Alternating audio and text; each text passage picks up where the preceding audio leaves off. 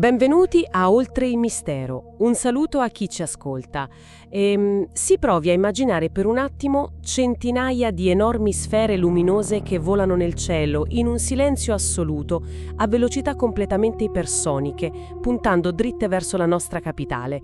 E poi, insomma, si immagini che il mattino seguente, sui giornali, in televisione, non ci sia assolutamente nulla.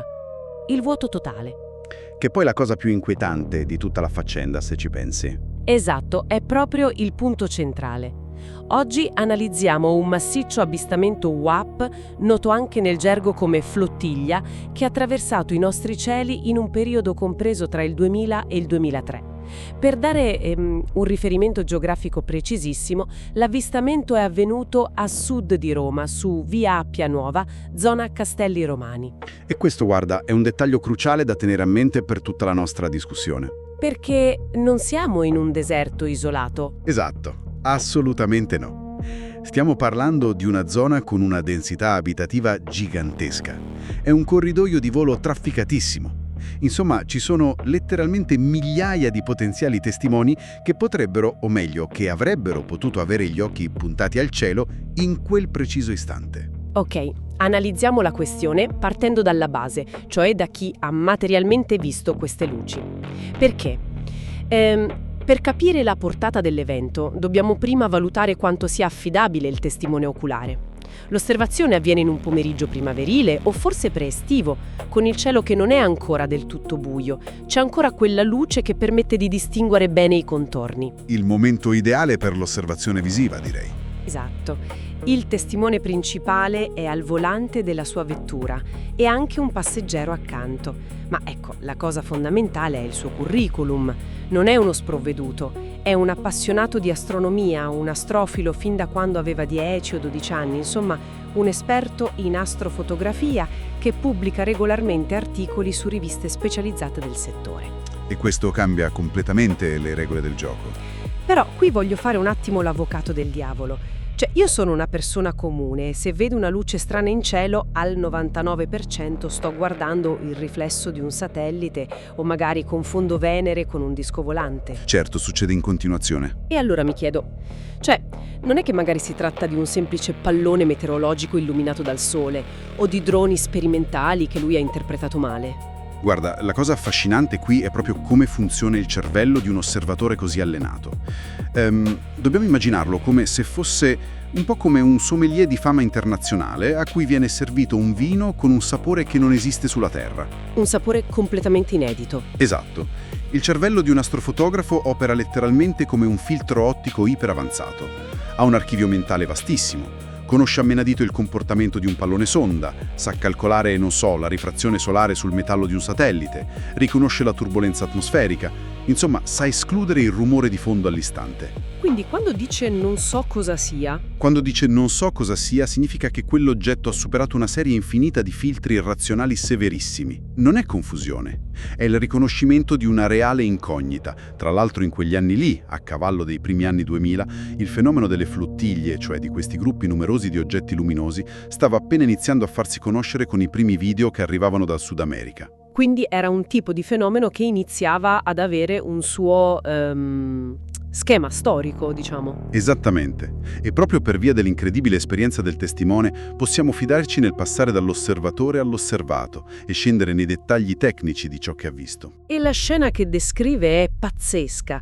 Lui alza gli occhi e nota una moltitudine di luci puntiformi di un colore descritto come un bianco giallino e l'intensità luminosa è paragonabile o addirittura superiore a quella del pianeta Giove quando si trova nel suo punto di massima brillantezza visibile da noi. Che è una luce notevolissima, per intenderci. Molto forte, sì.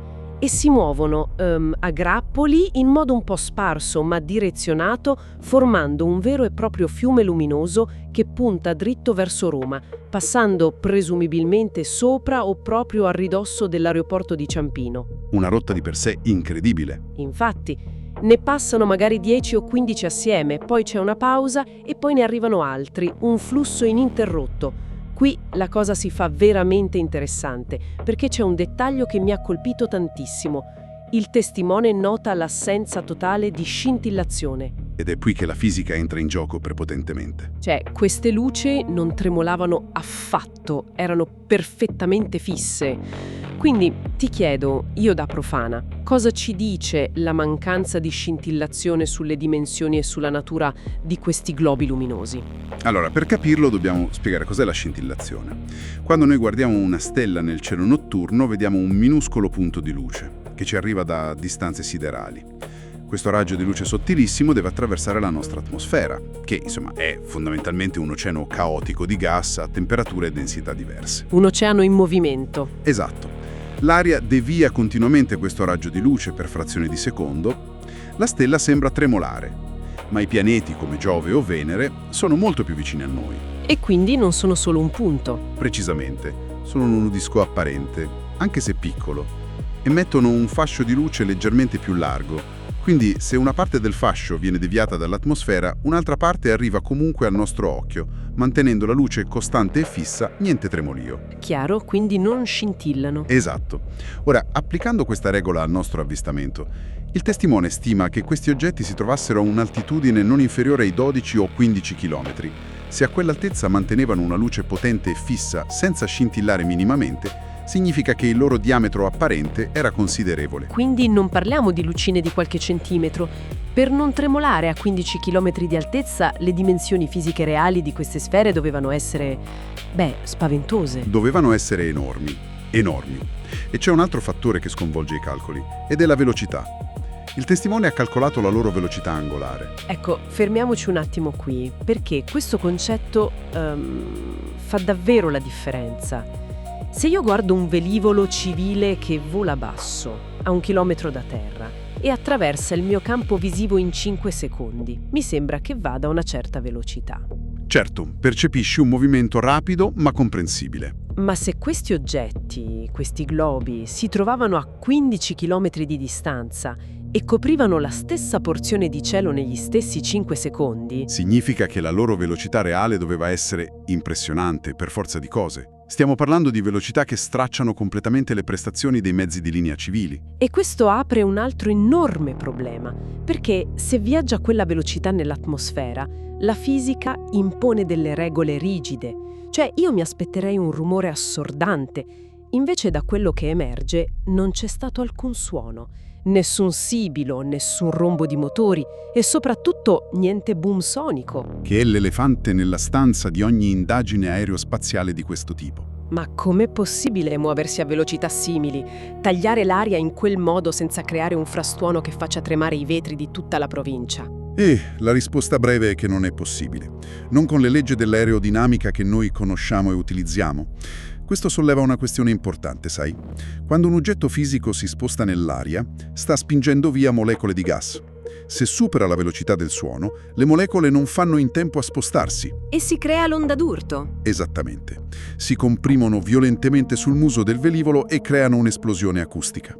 L'assenza totale di questo boom, unita al fatto che non c'era traccia di scie di condensazione o, sfumature di colore legate a una combustione, ci porta a fare delle riflessioni profonde sulla loro natura. È un po' come nuotare in una vasca piena di melassa senza creare la minima increspatura sulla superficie dell'acqua, no? Un'analogia perfetta. I mezzi convenzionali combattono contro l'attrito, devono spostare quella melassa. Questi globi sembravano non interagire affatto con l'aria. Niente ali, niente timoni, niente di niente. Erano pura luce, il che fa vacillare completamente l'ipotesi di una tecnologia umana conosciuta. E a proposito di reazioni umane, c'è un aspetto di questa vicenda che mi lascia letteralmente a bocca aperta.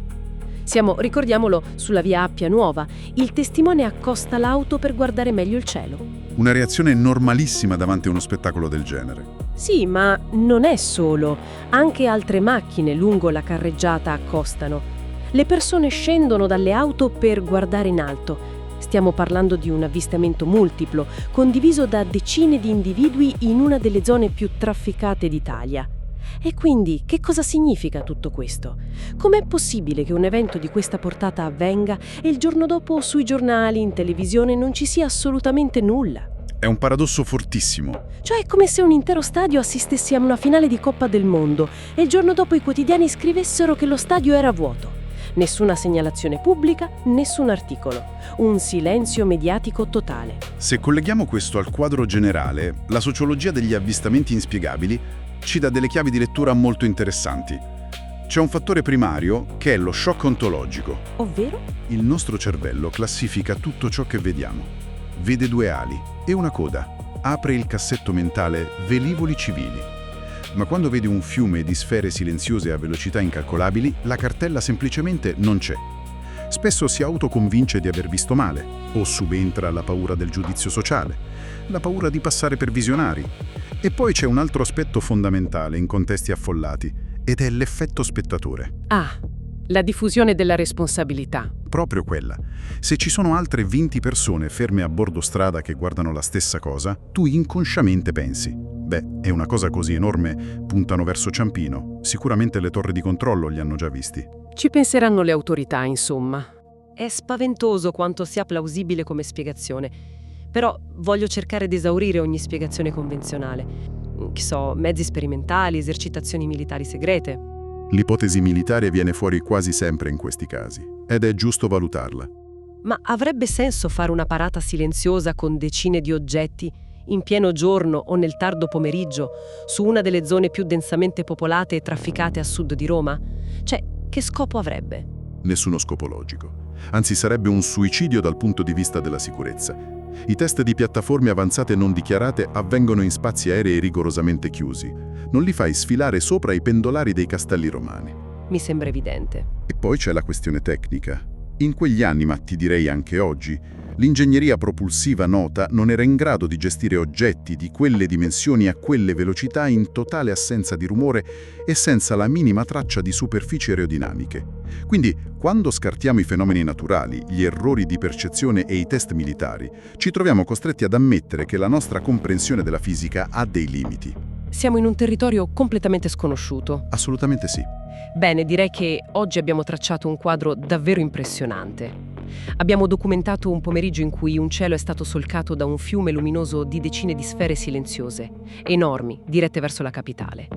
Oggetti che non rispondevano a nessuna legge aerodinamica a noi nota, osservati attraverso gli occhi clinici ed esperti di un astrofilo e condivisi da un gruppo di automobilisti fermi a bordo strada. Tutto questo avvolto, come abbiamo detto, in un silenzio mediatico assordante. E proprio su questo voglio chiudere la nostra discussione di oggi, lasciando a chi ci ascolta un pensiero su cui riflettere. Se una flotta immensa di oggetti totalmente sconosciuti può transitare sopra una delle aree più popolate del nostro paese, sotto lo sguardo attento di testimoni oculari, eppure scomparire in questo modo dalla memoria pubblica e dalla storia ufficiale, beh, quanto di ciò che noi consideriamo la nostra realtà quotidiana è solo il risultato di ciò che decidiamo attivamente di registrare e accettare? È una bellissima domanda. Quante cose incredibili, inesplicabili ci passano letteralmente sopra la testa ogni singolo giorno, solo perché ci dimentichiamo semplicemente di guardare in alto. Un saluto e un ringraziamento a chi ci ha seguito fin qui.